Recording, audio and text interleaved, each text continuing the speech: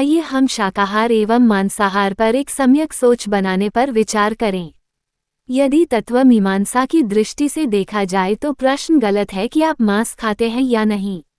उत्तर और भी गलत है कि यदि आप खाते हैं तो आप मांसाहारी हैं और नहीं तो आप शाकाहारी हैं।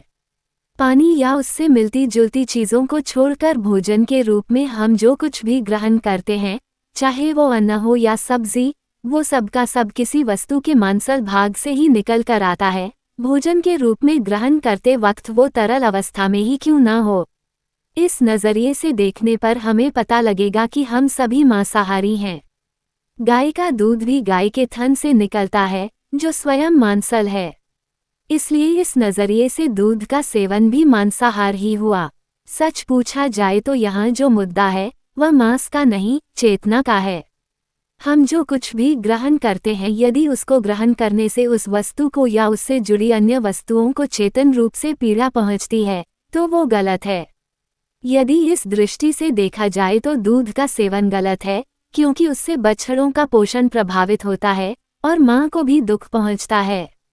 अंडा खाना भी गलत है, क्योंकि मुर्गी अपने अंडों को अपना बच्चा समझती है और अंडों को खोकर उसे मातृत्व शोक होता है, जो भोजन के रूप में ग्रहण किए जाने वाले अंडे में समा जाता है और फिर खाने वाले की संरचना में जा बसता है। किसी जीव की हत्या करके भोजन प्राप्त करना तो सर्वाधिक गलत है, क्योंकि भोजन के लिए मारे जा रहे जीव को चेतन रूप से मर्मांतक पीड़ा पहुँचती है और इसलिए उसकी पीड़ा, उसका शोक, उसका क्रोध सब कुछ भोजन में समा जाता है और भोजन के माध्यम से खाने वाले में। दूसरों के लिए इस तरह के भोजन की व्यवस्था करने वाले भी इस कर्म में हिस्सेदार होते हैं। पत्थर में चेतना सुषुप्तावस्था में रहती है और हम उसे खाते भी नहीं है, इसलिए इस पर चर्चा की आवश्यकता नहीं है। मगर प्रश्न उठता है कि शाक सब्जी में तो चेतना है। बिल्कुल सही बात है कि शाक सब्जी में चेतना है, मगर सच्चाई ये है कि वो चेतना अवचेतनावस्था में है, इसलिए उन्हें काटे जाने की या उबाले या भूने जाने की कोई चेतन अनुभूति नहीं होती है और वो इन सभी क्रियाओं से जुड़ी पीड़ाओं से नहीं गुजरते हैं।